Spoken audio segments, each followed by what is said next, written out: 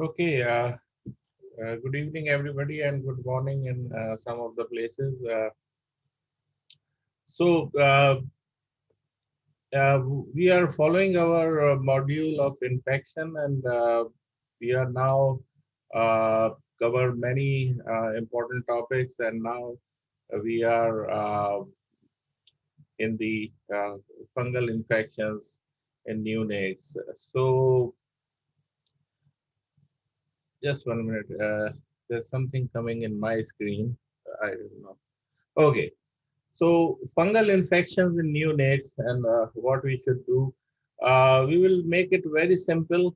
I will try to give you some guidelines, but again and again, as I told, as Professor Huck told you, and as Professor Mubarak always talk about, that you have to develop your own guidelines according to your situation. But what we are doing, what is some international guidelines, how we are treating those baby with the ICI, it means invasive candidal infection, we will discuss now. So we will do the invasive candida infection, how it's managed and treatment protocols, some strategies, is how to prevent fungal infection, but it is misspelled. Sorry about that. Review of evidence supporting the use of fluconazole antifungal prophylaxis. I did it before in our sepsis lectures. I just put a little bit of 2 or 3 slides of that, and prophylaxis comparison, fluconazole and statin. So the fungal infection, Candida, has emerged as an important cause of neonatal infection with significant morbidity and mortality. As the period of the time when the extremely low birth weights and very low birth weights are surviving, the Candida infection also on rise. But I will show you it is stagnant right now. On the period of 10-year studies, I will show you. The clinical presentation vary from localized to a life-threatening infection. We will go through it. Now, this is the mm, two centers. One is the Children's Hospital of Philadelphia, and one is overall USA. As you can see, the neonates in the whole USA is about 30% chance of having fungal infection. But if you have a medical and surgical problem, that let's say the baby is septic, let's say the baby after the surgical intervention, the chances of having infection is very, very high. It is the old data, but it is still around the same. So the third most common cause of late onset sepsis is about 12.2% of the cases.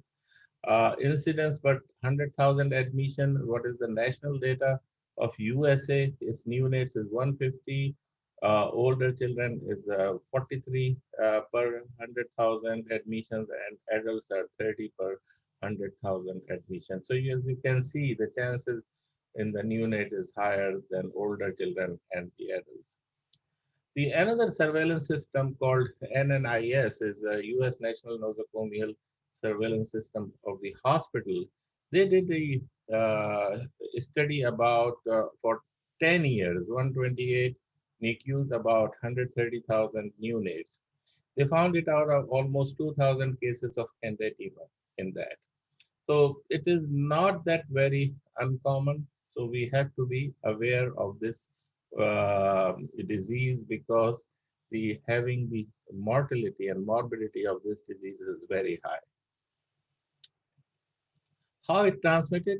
It can be vertically transmitted from the mother or the horizontal transmission from the healthcare workers and the hospital environment. So in our cases, the hospital environment is the main thing, and it is already discussed in the lecture of the CLAPSI and how to reduce the hospital-acquired infection by Sikandar also.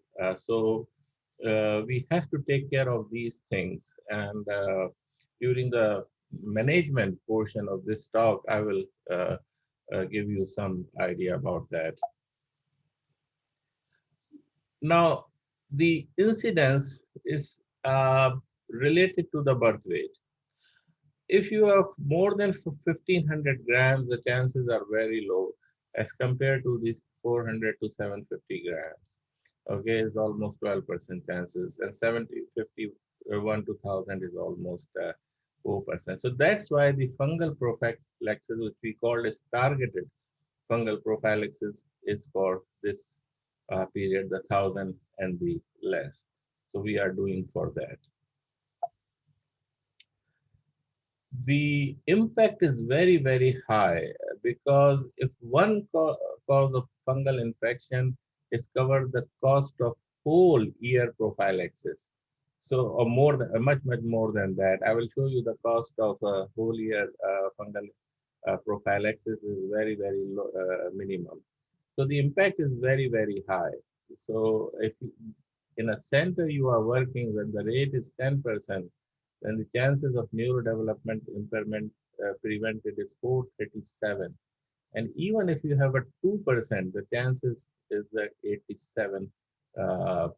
So this is a huge number as I talk about the morbidity in this disease.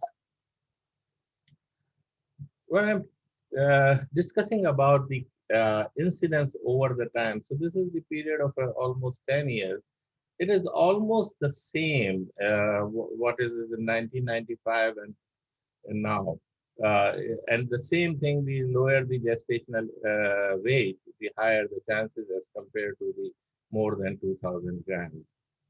And similarly, the organism is remain the same. The Candida albicans is the number one. The overall is the all Candida infection is the white square, which is about 3% or something like that. But the Candida albicans is the highest among those. So it's remaining the same, and the reason is the same. We are the lot of low gestational weight, low gestational age babies delivering, lot of central lines we are using, and of course we discuss about the antibiotics, how much we are using it. The neurodevelopmental outcome and the blood stream infections in infants is in less than 1000-gram babies is very high. With the fungal infection, the chances these babies has NDI differences is about 57%, almost 60%. Okay, as compared to gram-negative positive counts and clinical infection. So this is one of the parameters we have to look into it. The risk factors are any invasive things you put it into the baby. This is the risk factor. From nasogastric tube to endotracheal tube to central venous catheter to PICC line to arterial catheter. Anything, it is the risk factor. On top of that, associated condition like NEC, SIP, which is spontaneous intestinal perforation, cholestasis, uh, postnatal steroid, broad spectrum antibiotics, H2 antagonists. So all these can cause the is the risk factor for fungal infection. But if you make a forest plot and do the modifiable risk factor, the highest rank risk factors are these. Central catheters, as you can see, it's not even touching the line.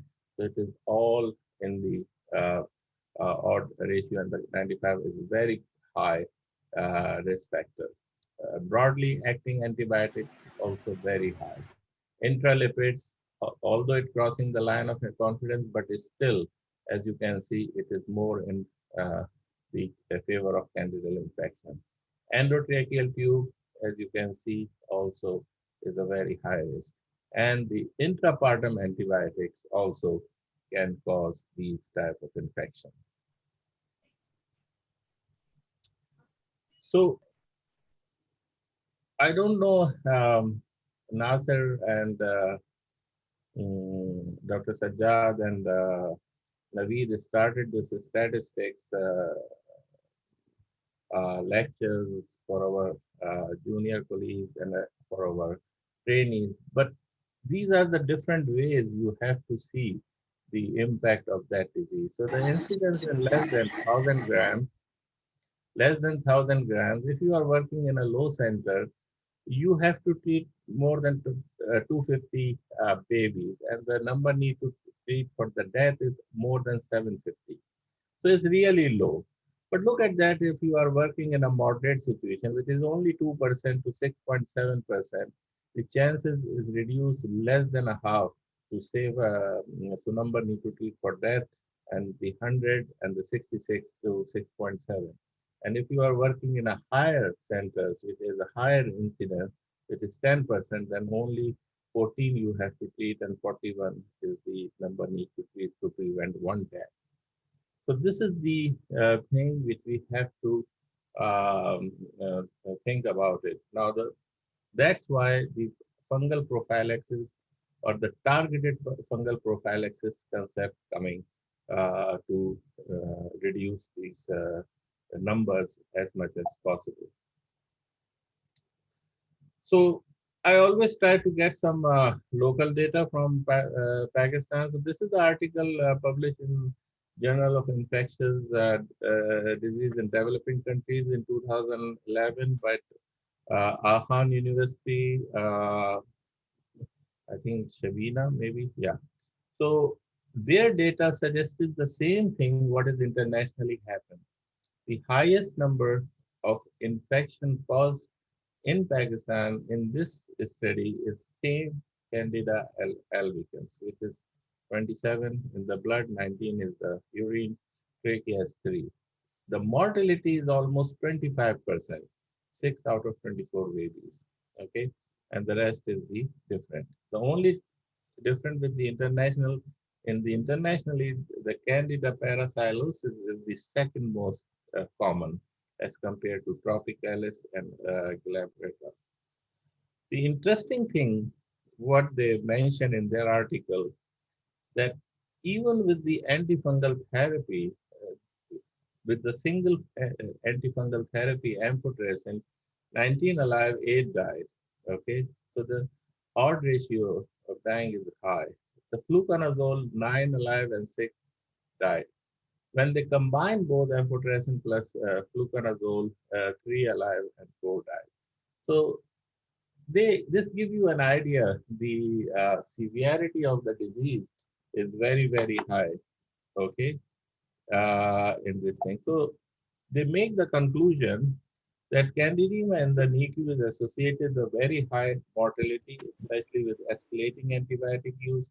Major risk factors are prolonged ventilation, positive bacterial blood culture, and prolonged duration of NICU stay more than 7 days. Antenatal care has a protective impact on neonatal fungal infection in our setting, which is in Pakistan. So the idea is that the fungal infection is almost the same as as in internationally happening, and the mortality is almost the same. The organism is almost the same. Then I found two more studies, one from the Shifa Islamabad in November 2015, Clinical Spectrum Management and Outcome of Neonatal Candidiasis. And they found the same thing as in Khan University in 2011. The approximately 1 in 10 at risk, especially premature, less than 1500, may develop Candida sepsis. Early institution of antifungal therapy may prove to be life-saving, but mortality remains high. So almost the same data that antifungal therapy, yes, it is life-saving, but still the mortality remains high in our country. The other one with the collaboration of Aachen University and the CDC, Center of Disease Control and Prevention in Atlanta, this published in also around same time, 2015 and 2014. So invasive candidiasis in Pakistan, clinical characteristics, species distribution, and antifungal susceptibility. I didn't put the data from that, but it is the similar data which I showed you initially. So all three studies giving us a similar data. So the good thing is that we know what is our problem. regarding the candidal infection. We know which bacteria we have to fight with, which organism, sorry, not the bacteria, which fungal organism we have to fight with. We know the mortality in our country is high due to the fungal infection. We know that the early antifungal therapy is needed. So having said that, we will see what the international protocol said about the management of this disease. Now come to the etiology. So etiology, as I told you, that candida infection, non-candida infections are uncommon. We will not talk about today about these, but most common is albicans.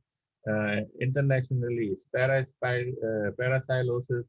The others are tropicalis, lusitani, and calabrata and fusei. So these are the similar organisms in our studies in Pakistan. These are the non-candida species, but we will not talk about that. Only I will talk about some local things. So the clinical manifestation have four major things. Mucocutaneous candidiasis, which is the not that very invasive and easy to treat. Then systemic candidiasis, which is the second part of this talk, or rather the third part of this talk. And the catheter-related infection, we already discussed about that, and the focal infection. So starting with oral candidiasis, which is thrush. It is a common in premature babies, and it looks like the white plague. But sometimes the milk can give you the same thing. So if you scrap it and if you find the erythematous base, then it is a candidal infection. If it is not, then it is only the milk thing. So it is an irregular white plaques, erythematous base on the buccal mucosa. Sometimes the ductal candidiasis can cause that. If you know that, then it is better not to give the express milk. It is easy to treat. Give nystatin oral suspension. 1 ml is applied to each side of the mouth to 6 hours for 10 to 14 days. It will cure. If it is not curing, then you can use the systemic antifungal, which is fluconazole. Diaper rash or diaper dermatitis is very common. What many years ago they are doing the prophylaxis of nystatin with each diaper change, but now it is not recommended. Yes, they are still using some emollient for that. Okay, so this is the something we have to see what is the prophylaxis is not recommended with antifungal. But yes, of course, diaper rash. Initially, we use some um, other than antifungal, like for example, zinc oxide and this thing. But if it is a severe rash, then you can treat easily with that. Okay, nystatin, miconazole, or protriamazole. This is the very rare thing called congenital candidiasis. It looks like the rash all over the body is a generalized eruption on the first day. It is not the same as erythematous rash. It looks like erythematous, but it's a difference. It's a macule and papule that rest upon 5 to 10 millimeter erythematous base. So it's sometimes evolved into the pustules and vesicles. And the risk factor is the prolonged rupture of membrane and if the mother has vaginal candidiasis. Again, the treatment is topical antifungal therapy, and it can be easily treated, but it is a very rare condition. This is another picture to show that. Seborrheic dermatitis is also the one of uh, the fungal infection, but not the Candida species, but it is common. So it is the Malassezia species. It can cause the cradle cap or the yellowish discoloration, crusted, honey crusted appearance, and then you can scrub it gently. Sometimes some shampoos are available, but again, topical mild corticosteroids or antifungal can help this situation. So these are the very common thing you see in your NICU. Now come to the candidiasis. The candidiasis mainly is the disease invasive candidiasis, is the mainly disease of a very low birth weight or extremely low birth weight. The most significant epidemiology factor we already discussed about birth weight, central catheter, delay in the enteral feeding, broad spectrum antibiotics, H2 blockers. This graph I showed, I think in our sepsis thing, or Dr. Huff showed this. This is the Kaplan-Meier survival by organism type. This Candida, if positive, the chances of survival is decreased. Okay, so it's almost 25% mortality rate as compared to gram-negative organism, gram-positive organism. So that's how it is. It is a serious thing. Neurodevelopmental impairment, we already discussed about the Bailey score, which is mental developmental index and psychomotor developmental index, cerebral palsy, blind, deaf, all over it can affect it. And as you can see, all the p-values are very, very statistically significant. The problem is with this, the clinical features are the similar as the sepsis, okay? Lethargy, feeding intolerance, hyperbilirubinemia, apnea, persistent hyperglycemia, thrombocytopenia, cardiovascular instability, respiratory distress, and multi-organ failure. So let's say if you have a baby with these conditions, any one of those. So usually we do the blood culture and started empirically antibiotic, whatever in your protocol for late onset sepsis. So this is the clinical vignette, and think about it that what you are doing. 26 weeks, 610 grams infant, extubated to CPAP on day of life number 2. Enteral feeding started at day life number 2, but everything going fine. But at day of life number 12, he has apnea, hypertension, and the platelet count decreased from 165 to 70,000. Okay.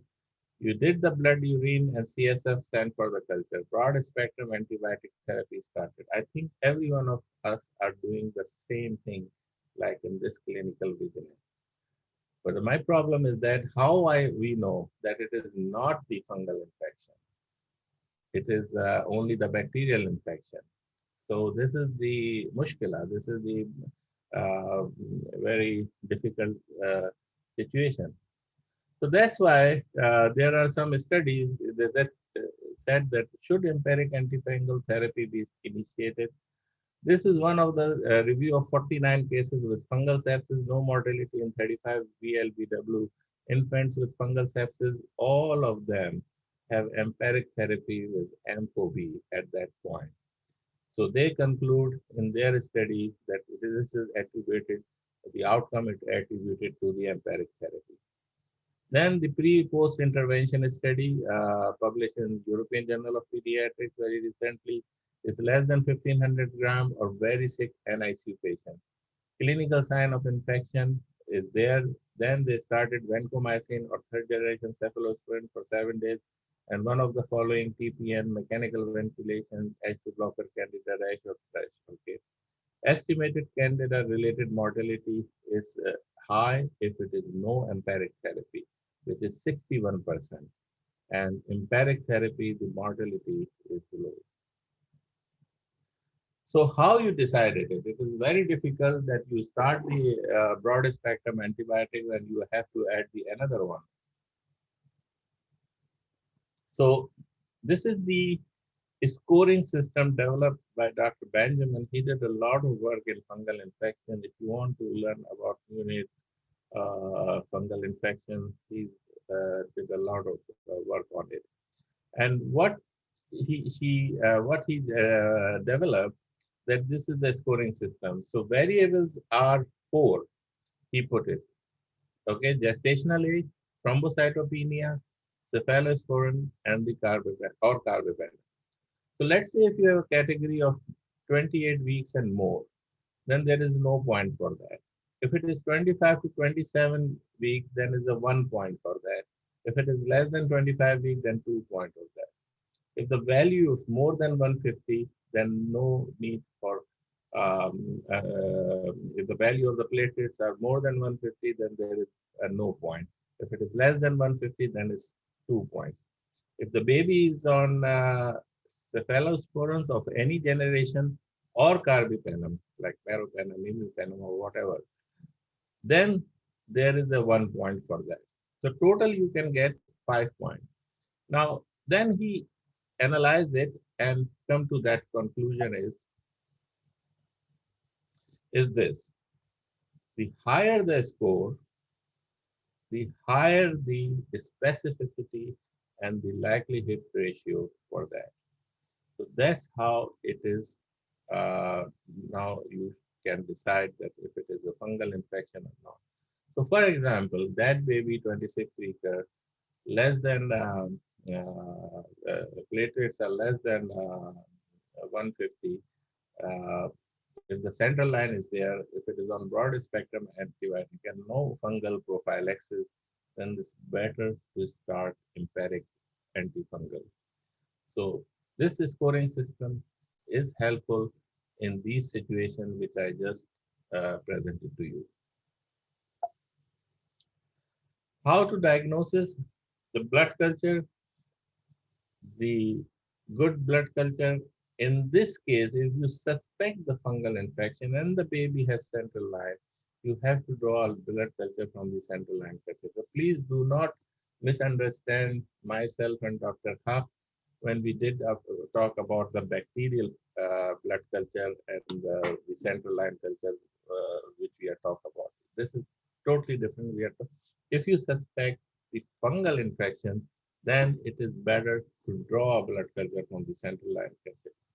You have to urine culture. I'm just seeing for something else. Now they are recommended, it is at American Academy of Pediatrics, that any neonate, if you want to do the urine culture, the first choice is the suprapubic aspiration. So because they found many uh, mistakes in drawing the catheterized urine culture, especially if the neonate is the female and it is not handled carefully. So they are suggested that please develop your skill. It is less invasive, believe me, it is less invasive as compared to the catheterization. So suprapubic aspiration is very easy to do it. And of course, the other things you have to do the ultrasound of the abdomen and the brain because of the fungal abscess are common. Then optimal assessment. I will go when we go to the localized infection. I will talk about that. This is the Candida species on the culture plate, and these are the pseudo hyphae picture. During our residency, we used to go to the lab. We do look ourselves, the petri dishes, the microscope. We know how to read what the bands looks like, the WBC immature cell, how the nucleated RBCs. I suggest if you have access, please, all the trainees, all the medical students who are listening, please go to the labs and look into it. It is a very informative and a very good practice to learn these things. So this is the Candida species. These are the potassium hydroxide preparation, and this is the pseudohyphae. So you have the fungal infection. Now the selection of antifungal agent. So this is the Infectious Disease Society of America guidelines. Okay. The first line is the amphotericin B, the 1 milligram per kg, which is A2. I will show you the dosage again, which is the 2021 reference of the Nelson, but this is the same as we are talking about. Lipid formulation is 3 to 5 milligram per kg. Second choice is the fluconazole, and the third choice is cyanocandians, which is cascofengen and micofengen, whatever is available. When to use, how to use is the last 3 slides of this talk. So the amphotericin B is the polyene which is bind to the ergosterol in the fungal cell membrane, leading to the cell leakage and the death. So this is the fungicidal. It's a lipid complex preparation is also available. CNS and urinary tract infection, invasive all infection, you have to use amphotericin. But there's a lot of side effects. You can find it out everywhere. I didn't put it here. The second choice is the fluconazole. It is the inhibit the enzyme of 40 in alpha sterol demethylase, which is necessary for the production of ergosterol. So same, it affects the cell membrane and it causes the leakage of the cell content. Added only if initial therapy with amphotericin is not effective. Dosage we will discuss about. These are the almost 7 years studies. The amphotericin B is still the first choice, but the fluconazole is also gaining and it is increasing use. The removal of the catheter is the most important thing. If you want to decrease the infection, yes, the removal of the catheter is the one of the main things. So it lowers the mortality, shorter duration of candidemia, reduce end organ dissemination. And the recommendation is strong and the level of evidence is also very, very high. So there the cohort study of 320 infants with candidemia, okay? Less than 24 hours versus delayed removal after suspecting of Candida infection. All cases of candidemia mortality is 21% versus 37%, and combined plus neurodevelopmental impairment is statistically significant. No difference for NDI alone, and no difference time to clearance. So, catheter removal and species, if you have Candida albicans, then it's 35% versus 48%, and parasilosis is about 10% versus 31%. So it is very important to do the catheter management and the bundle of CLAPSI you should follow as discussed by Dr. Sajjad Rahman. Duration we will talk about, but up to 10% of neonate will have positive blood culture more than 14 days. So 21% of infants with BSI will have intermittent negative culture between positive culture. So daily culture should be performed until 3 or more documented negative cultures. The total duration of therapy is 3 weeks. So it means that after the negative cultures, it is about 2 weeks of therapy. But we will discuss later. So now come to this part, invasive focal infection. It means that it is not like a full fungemia of the body, but invasively they are affecting the targeted organs like UTI, CNS peritonitis, endophthalmitis, and how to deal with that. Candida UTI is not that common, but it can happen. It is 0.5%. Is a congenital anomalies. So be careful if the baby delivered with urinary tract abnormalities, or if the baby has a posterior urethral wall. So the obstruction, urinary stasis is the key. And sometimes you put the Foley's catheter for a longer period of a time after the surgery. So that's the time you have to check on it. Again, the clinical features are the same: apnea, bradycardia, glucose intolerance, and decreased urinary output. So the urine culture for Candida, we say positive if more than 1,000 CFU coloniform unit per ml for a specimen collected by the suprapubic aspiration, and if it is more than 10,000 is by the catheterization. The another thing you have to do the ultrasound and the KUB. The CNS infection, the incidence is higher in USA is about 10%. Hematogenous spread of Candida can happen. Uncommon presentation can happen, brain abscesses and ventriculitis, especially when the kid has IVF and you are waiting to kid to grow up to put the shunt, but you are doing the taps every other day, or you have the Omeyer reservoir. If those things and you are going into the ventricles to reduce the pressure and to take out the fluid from there, then the chances of ventriculitis with the fungal CNS infection is very, very high. Sign and symptoms is the same. Complication is obstructive hydrocephalus and the CSF analysis and the brain imaging you should do. The peritonitis can happen, especially if the baby develops a spontaneous intestinal perforation. So it is more associated with SIP. It can cause the disseminated candidal infection. The risk factor is ELBW, neck. Diagnosis is blood peritoneal fluid culture and ultrasound of the abdomen. The endophthalmitis is the localized infection of the eye. It's caused by the hematogenesis spread, presenting as a ocular candidiasis, and it looks like in the right lamp is like that. It's a cotton wool appearance so over there, which is we call focal, glistening, white, infiltrative, often mound-like lesion on the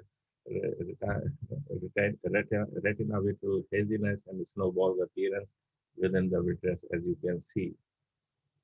The indirect ophthalmoscopy examination you have to do. The treatment is fluconazole or voriconazole or amphotericin B, whatever you have to do, you can use it. And the therapy is 4 to 6 weeks, and it is very high evidence is 8 weeks. Mostly they need the surgical intervention because it's chances of severe ROP, it can happen. Then the osteoarticular infection also can happen. It is the same like a joint or the osteomyelitis or the osteoarticular infiltration of the fungus, and it depends upon isolating the candida from the synovial fluid or the bone aspirate. The endocarditis can happen. It is most common complication, by the way, of the candidemia. This is due to central venous catheter. If the baby has a cyanotic congenital heart disease, prematurity, you have to do the echo to find it out, the thrombi or vegetations, and you have to treat with amphotericin B, but still the prognosis is poor, it's not that very high.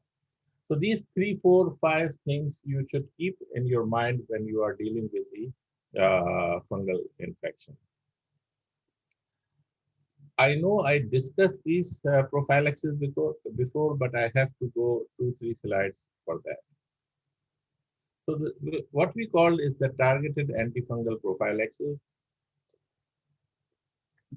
effective in preterm infants, less than 28 weeks and less than 1,000 grams. So we are using it in those babies. The level of evidence is very high, is A, and the recommendation is very strong. Single and multi-center randomized controlled trials, more than 20 studies in more than 5,000 infants, and it reviewed in the Cochrane. And as you can see that fluconazole versus placebo, death or ICI, and candida colonization all in favor of fluconazole. So it decreased the incidence by 80%, all-cause mortality decreased, candida-related mortality by 80%, and combined outcome and mortality in randomized controlled trial. So targeted fungal prophylaxis means it depends which situation are you in. If you have a baby less than 1,000 grams, the number exposed is 585, infection target is about 18, so number need to treat is about 33. But if that baby, mostly of those babies, I mean 100% of those babies are on antibiotics, then you number need to treat it decrease. And on top of that, if it is less than 750 grams, then it is only 15. And if it is less than 750 grams plus antibiotic, then it's 30. So that's why we are fitting into all this here, and we are starting this antifungal prophylaxis. These are many studies all going to the favor. The good thing about that, that there's no increase in other infection like bacteremia, NECs, long-term outcomes mean 14 months, no effect on growth, no effect on cholestasis, no increase in adverse neurodevelopmental outcome. The resistance also, this is the study by Kaufman, no significant resistance in 1232 patient. As you can see here, during 4 to 6 weeks prophylaxis period or 24 to 36 months study period for all patients. No increase of another other Candida species like Glabrata and Cruci. Estimated annual impact, which I just told you in the initially, that the 10%, 5%, 4%, and 2%, that much cost saving, and 80% decrease in ICI using attributable mortality. Attributable means the related to that cause. Mortality is 15%, and related to that cause, neurodevelopmental impairment is about 21%. So it's really you have to visit your unit and see where you are and decide about doing the prophylaxis. Actually, we are in the very level 4 units, also here in UAE and also in USA. We are very complicated, and we have a surgical unit also. Uh, Here in UAE, I have 10 beds related to the pediatric surgical neonatal surgery. So we are in a very high risk situation. So we are using this prophylaxis. I told you about the antifungal prophylaxis between nystatin and fluconazole. As you can see, the efficacy is high with the fluconazole. So fluconazole is like Pfizer for COVID, and nystatin is like about Sinopharm for COVID. The other issue is the dosing. It's only twice weekly. It is only it's more doses, 3 to 4 times, and the cost is very low as compared to the nystatin for 4 weeks. So you see the one course costs only $144 in fluconazole. But if one baby get one infection, then the cost is very, very, very, very high. Now, this is, I just want you, I know I'm always take too much time, but anyway, this is, I want you to just concentrate that how our protocol is working if we have a Candida infection. First of all, if you have a catheter, we have to remove it, and if it is a life-saving, then you have to replace it with another one. First line, we are using amphotericin, and the second line, and sometimes fluconazole also, and second line is microfungin, which is 10 milligram. Now, if we have a fluconazole, okay, as a prophylaxis, then what to do, or if you don't have, then what to do. So you suspect the fungal infection, so it's a day 1. After that, it's a day 1. When you suspect it, you obtain the blood, urine, and CSF. If you are not on prophylaxis, you give a loading dose of fluconazole or amphotericin, whatever you use. But as I said, the amphotericin is the first line, and fluconazole and microfungin is the second line. If on fluconazole prophylaxis, then give an amphotericin or microfungin, which is the third line.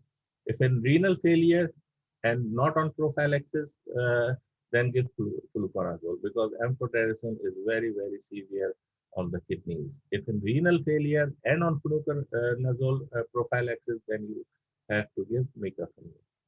So I make it very simple and clear that how we shift these antifungal.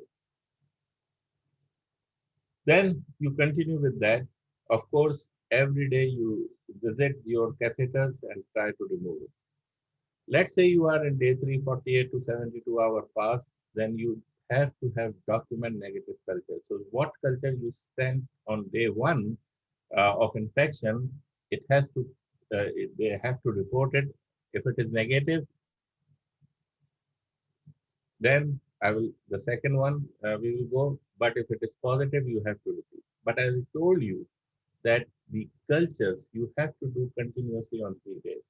So obtain a second blood culture, even the first culture negative. So either positive or negative, you have to obtain the second blood culture to document microbiological clearance and double check the dosing. Okay. You repeat the culture. Let's say it is positive. If it is negative, then it is first culture negative. So you document it. If positive, then you have to repeat it again. At this point, consider the addition of second agents. So like amphotericin and fluconazole, amphotericin and microfungin, or whatever the combination you want to use. Always double check the dosing. Okay. So on day 5, you repeat the culture, positive. If it is negative, you have to have 3 negative blood cultures. But if it is positive, you have to repeat it again, and then you will do your dosage and the modify your management of your antifungal. Day 7, if it is still positive, then again check the catheter management. If it is even in the life-saving, you have to remove it, try to use the peripheral access. Consider addition of the second antifungal. So the 1 week pass, dosing and catheter management you did, document the microbiology clearance, blood, 2 cultures 24 hours apart, urine and CSF. So 2 cultures 24 hours apart should be negative on this. If imaging, you have to do a second week, like echocardiogram, abdominal central nervous system by ultrasound. Week 3 and beyond, 21 days of therapy with microbiology clearance. So you have to give 3 weeks of total antibiotics, okay, antifungals after the 3 negative cultures. And obviously, later on, you have to follow for the neurodevelopmental follow-up. So this is the protocol, what we are using it, and these are the dosage, what we are using. So amphotericin is 1 milligram per kg per day, depending on the body weights and depending on the days, how many days old. If it is lipid complex, then it's 5, or the liposomal, if it is the 5 milligram per kg per day. Fluconazole, the treatment dose is 12 milligram per kg per day in each weight group, in each age group. Prophylaxis, you all know, 6 milligram per kg per dose, twice weekly. Microfungin, we are giving IV. If we use it, is 10 milligram per kg per day for all the weight groups and all the age groups. So these are the latest 2021 dosage table. So that's how this is total our protocol we share. In the end, I have to give you the strategies. Use antifungal prophylaxis if you are high risk. Okay, the level of evidence is very high. Start treatment of documented infection with appropriate antifungal dosing and prompt catheter management of catheter removal. The recommendation is very high. Try to decrease broad spectrum antibiotic use. In here in our center at the second line, late onset sepsis, we are thinking because we go through it to start with amikacin and flucloxacillin instead of going to vancomycin and all those, because many bacteria in the late onset sepsis there are sensitive to these these antibiotics. So try to decrease your broad spectrum antibiotic use. H2 blocker is almost gone.